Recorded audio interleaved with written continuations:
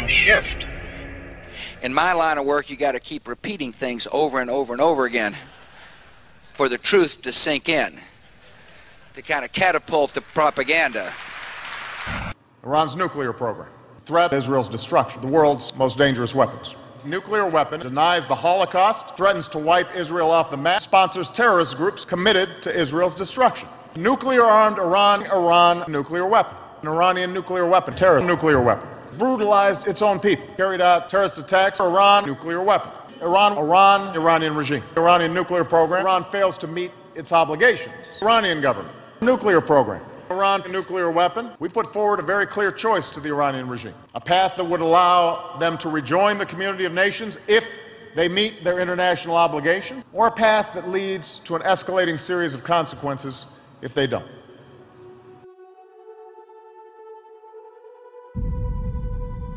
There is only one nation on Earth that has actually used a nuclear weapon of mass destruction on the civilians of another country. And that's the United States. So if you want to be worried about somebody's possession of nuclear material suitable for use in nuclear weapons, let's start with the country that's actually done it. If you want nuclear disarmament, let's have everybody disarm. But this idea of saying our nuclear bombs are good and your nuclear bombs are bad, that's not going to play. Not in the modern world. This screaming at Iran, ooh, you're bad for having nuclear technology. Here are the actual facts about what is going on. Iran has signed the Nuclear Non-Proliferation Treaty, and so has the United States of America. Under the terms of that treaty, Iran is allowed to have nuclear power, medical isotopes, and other peaceful industrial uses of nuclear technology. Under Article 4 of the Nuclear Non-Proliferation Treaty, the United States is obligated to assist Iran in the construction of peaceful nuclear facilities, which is a really good way to make sure nothing underhanded and clandestine is going on. But in ignoring their obligations under Article 4 and in trying to use military threat to coerce Iran into surrendering their rights under the Nuclear Non-Proliferation Treaty, it is the United States, not Iran, that is in violation of international law. Now, Iran allows IAEA inspections, and innuendo and rumors aside, absolutely no evidence of weapons development has been found. It's a repeat of Iraq. Ooh, they've got weapons of mass destruction. They're dangerous. They're going to do this. We must invade and destroy them. They're just lies used to sell another war. Now, Iran has not initiated a war of conquest in 200 years. This is a claim that neither the United States nor Israel can match.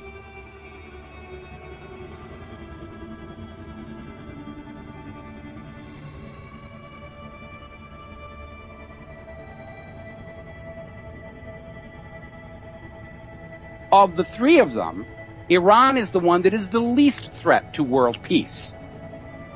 Now, Israel, on the other hand, has never signed the Nuclear Non-Proliferation Treaty and does not allow IAEA inspections. Yet they do have nuclear weapons, as first revealed by Mordecai Vanunu in 1985, and most recently by Germany, which admitted they have known all along Israel was arming the German-supplied Dolphin submarines with nuclear-tipped cruise missiles.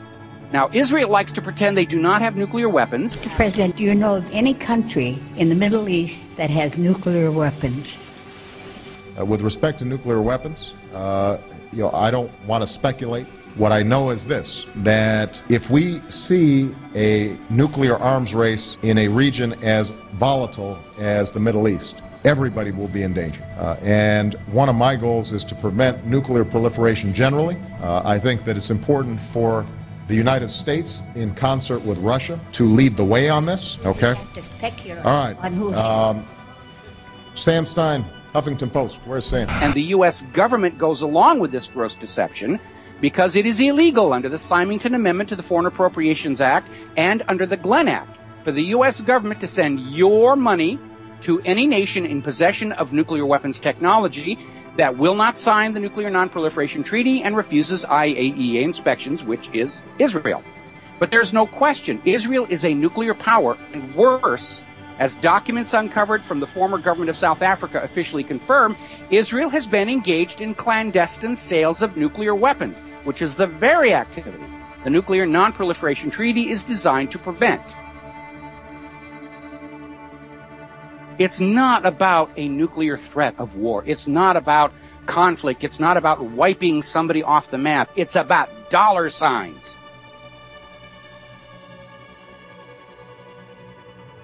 Israel's the 6th largest nuclear power on Earth. They have bombs. They have delivery systems. They have submarines loaded with nuclear-tipped cruise missiles. Nobody's going to attack them. Iran is not a threat. They're not in the habit of invading other people. We need to go back and remember the lie of the century. This whole thing about Saddam's weapons of mass destruction. He's got nukes. He's got germs. He's got chemicals. Just constant pounding, selling us that war. Look at how many media outlets, how many governments, how many so-called academics, how many officials, people with gold things hanging on the walls and medals around their neck to trick you into thinking that they're truthful and honest and not to be listened to. And they all took part in the lie that Saddam Hussein had illegal weapons of mass destruction. Saddam Hussein, weapons of mass destruction. Iraqi regime, biological, chemical attack, 45 minutes. Nuclear bomb. Weapons of mass destruction. Weapons of mass destruction. Saddam, nuclear weapons. And it's all the same people lying to you to get what they want, which is your money and your children's lives and your obedience. And the claims about Iran are just more of the same thing. It is USDA choice. Bullshit. The media are almost literally exploding with bullshit. And the government of the United States of America and the government of Israel are absolutely convinced that you are stupid enough to fall for the same lie twice in a row. They actually think that about you. Weapons of mass destruction worked with Iraq. It'll work again. We don't have to bother ourselves. Those voters, they're stupid. They'll fall for it twice in a row. Those weapons of mass destruction got to be somewhere. Nope, no weapons over there. Maybe under here. The U.S. government, the government of Israel, the corporate media, all in tandem, in unison, in coordinated effort, lied you into a war of conquest. Which means now there's no reason not to assume they're not doing it again. And from where I sit, when a government lies to people to lead them into a war of conquest, that is the greatest crime a government can commit against its own people.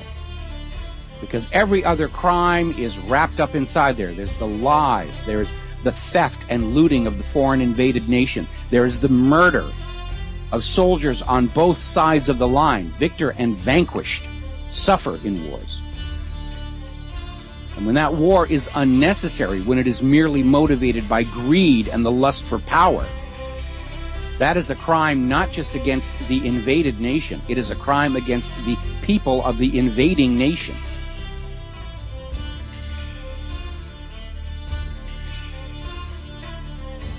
The corporate TV news are lying about everything except the sports scores and the weather, and they're not even all that good on the weather. That's why we call them prostitutes. Iraqi nuclear weapons. Nuclear weapons. Weapons of mass destruction. Mushroom cloud. The mushroom cloud. Iraq mobile biological weapons labs. Saddam Hussein 500 tons of sarin, mustard, and VX nerve agent. Saddam Hussein chemical agents. Saddam Hussein 38,000 liters botulinum toxin, aluminum tubes, nuclear weapons. Saddam Hussein uranium from Africa. Iran, nuclear weapon. Iranian regime, Iranian government, nuclear weapons. Iran's leaders, Iran, nuclear weapon. Iran, Iranian program, Iran, nuclear weapon.